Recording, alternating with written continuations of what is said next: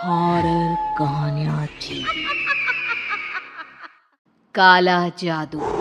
अपने बेटे रिशु के माथे से टपकते हुए पसीने को देखकर सविता की हालत खराब हो गई। ऐसा आज पहली बार नहीं हुआ जब रिशु नींद से घबरा कर जागा है।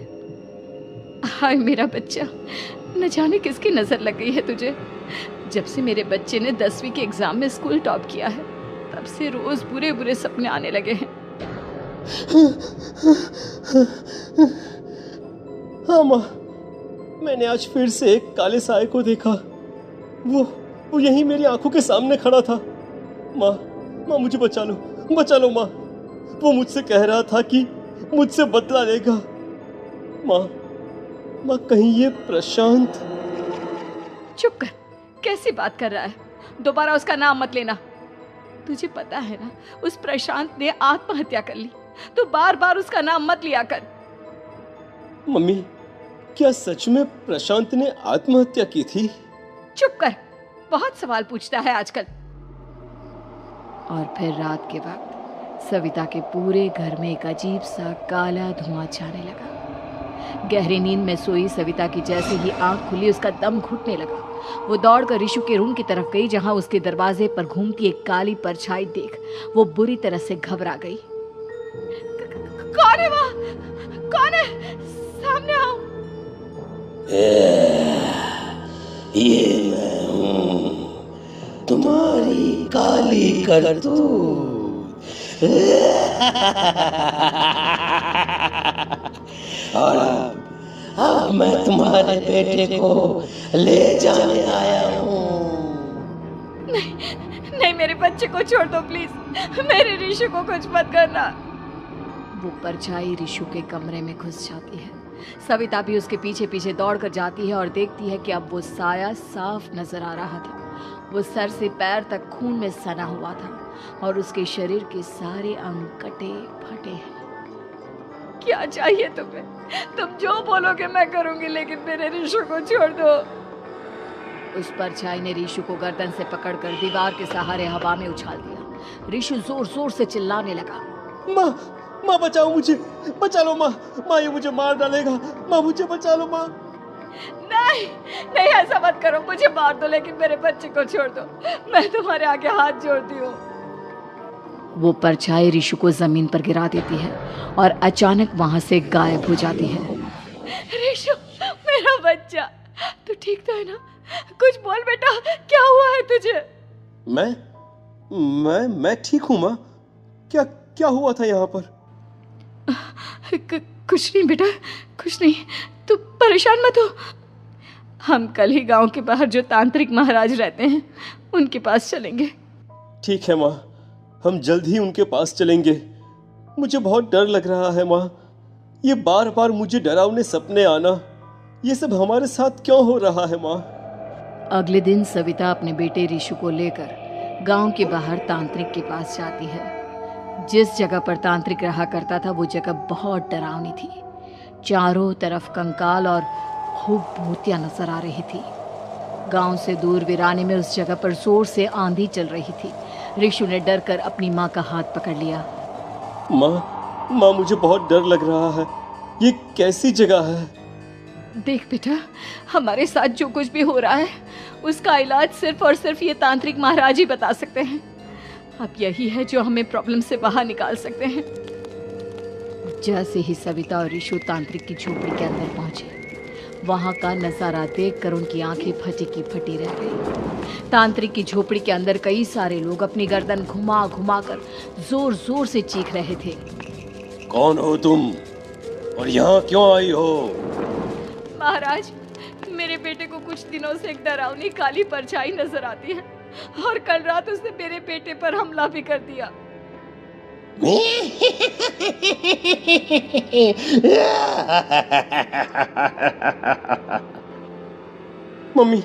मम्मी हमें यहाँ से चलना चाहिए।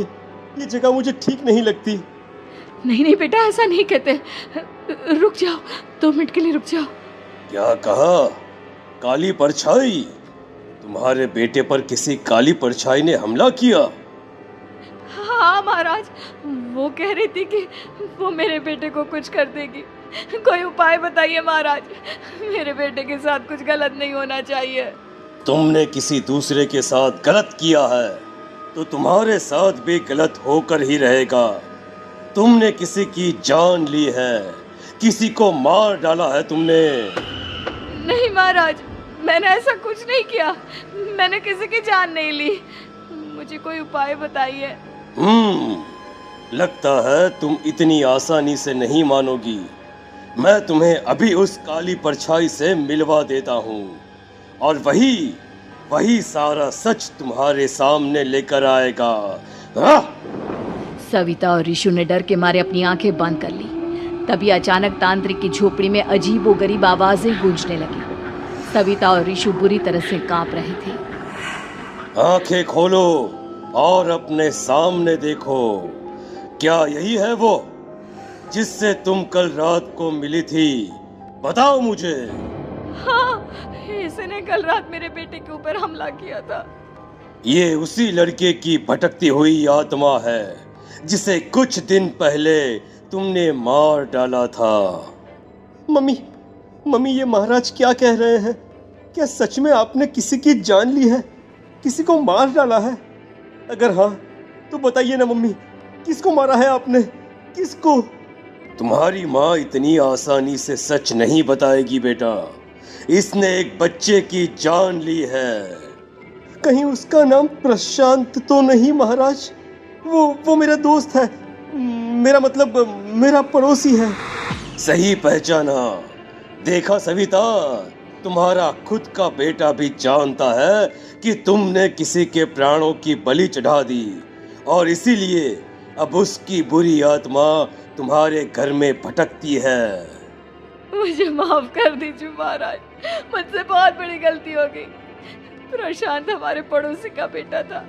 हर बार उसके नंबर मेरे बेटे से ज्यादा आते थे और इसलिए मैंने उसके कमरे के बाहर काला जादू किया था, पर मुझे नहीं पता था कि वो मर जाएगा। तुम्हारे उसी काले जादू वाली गुड़िया के अंदर एक बुरी आत्मा थी जिसने उस बच्चे के दिमाग पर बुरा असर कर दिया और उसी की वजह से उस लड़के ने अपनी बालकनी से कूदकर आत्महत्या कर ली। इसकी वजह सिर्फ और सिर्फ तुम हो, तुम। नहीं महाराज, जो कुछ भी हुआ मुझे नहीं पता था कि प्रशांत अपनी जान दे देगा। प्रशांत की आत्मा इस वक्त तुम्हारे सामने खड़ी है, हमसे बात करना चाहती है। बोलो क्या कहना चाहते हो? मैं जीना चाहता था, बड़ा होकर कुछ बनना चाहता था। आपके बेटे से मुझे कोई परेशानी नहीं थी। अरे वो तो मेरा अच्छा दोस्त था। मुझे माफ कर दो बेटा, मुझसे बहुत बड़ी गलती हो गई, मुझे माफ कर दो। माफ करने से मुझे वापस जिंदगी नहीं मिल जाएगी। मेरे माँ बाप आज भी मेरे लिए रोते हैं। आपने मेरे साथ बहुत गलत किया है, बहुत गलत। और तभी अचानक प्रशांत की आत्मा वहां से गायब हो जाती है। सविता जोर जोर से रोने लगती है। सुन लिया तुमने? ये तुम्हारे अपने ही किए हुए पाप हैं जो इस तरह से तुम्हारे सामने आ रहे हैं। माँ, ये आपने अच्छा नहीं किया। सिर्फ 10th बोर्ड के एग्जाम में मैं टॉप कर पाऊँ इसीलिए आपने मेरे दोस्त के ऊपर काला जादू कर दिया। नहीं मम्मी, नहीं, अब हम कभी खुश नहीं रह पाएंगे, कभी नहीं। मेरे दोस्त की आत्मा को कभी शांति नहीं मिलेगी मम्मी, कभी नहीं। लेकिन मैंने जो कुछ भी किया सिर्फ तुम्हारे लिए किया। वो लड़का हमेशा फर्स्ट पोजीशन पर आ जाता था और इस वजह से हमेशा तुम्हारे मार्क्स कम पड़ते थे।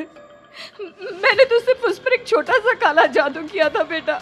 मुझे क्या पता था कि उसका ये नतीजा निकलेगा। जिस गुड़िया को तुमने उस लड़के के कमरे के दरवाजे पर लगाया था, दरअसल उसके अंदर एक बुरी आत्मा का प्रवेश हो गया था, जैसा कि अक्सर काला जादू करते समय हो जाता है।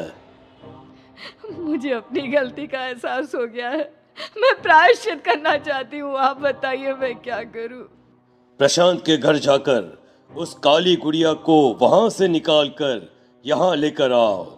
मैं उसे आग में जलाकर राख कर दूंगा और उसके बाद प्रशांत की आत्मा को हमेशा के लिए मुक्ति मिल जाएगी। अगली रात सविता चुपचाप अपने पड़ोसी प्रशांत के घर जाती है। प्रशांत के माँ बाप प्रशांत की मौत के बाद उस घर को छोड़कर हमेशा के लिए वहाँ से चले गए थे। जैसे ही सविता उस घर के अंदर कदम रखती है, उसका सामना अजीबोगरीब हैवानियत से भरी आवाज़ों से होने लगता है। ऐसा लग रहा था जैसे कोई बुरी तरह से चीख रहा हो। सविता जैसे ही प्रशांत के कमरे के बाहर पहुंचती है, वहाँ पर लटकी हुई गुड़िया के शरीर से खून टपकने लगता है। ये क्या हो रहा है? इस गुड़िया के शरीर से खून क्यों टपक रहा है? सविता हिम्मत करते हुए उस गुड़िया को वहाँ से उतारने की कोशिश करती है, लेकिन तभी अचानक से बहुत भयानक दिखने वाली औरत उसकी आंखों के सामने आकर खड़ी हो जाती है। मैं यहाँ से कहीं नहीं जाऊंगी, और अगर तूने मुझे यहाँ से हटाने की कोशिश की तो मार डालूंगी मैं तुझे। नहीं नहीं, मुझे तुम्हें यहाँ से ले जाना ही होगा, नहीं तो मेरा बेटा, उसकी जान को खतरा है। मैं तुम्हें नहीं छोड़ सकती। अगर तुम्हारे अंदर हिम्मत है तो मुझे इस घर से बाहर ले जाकर दिखाओ। और ऐसा कहकर वो औरत सविता के ऊपर हमला कर देती है और उसे हवा में उछाल उछाल कर जमीन पर पटकती है।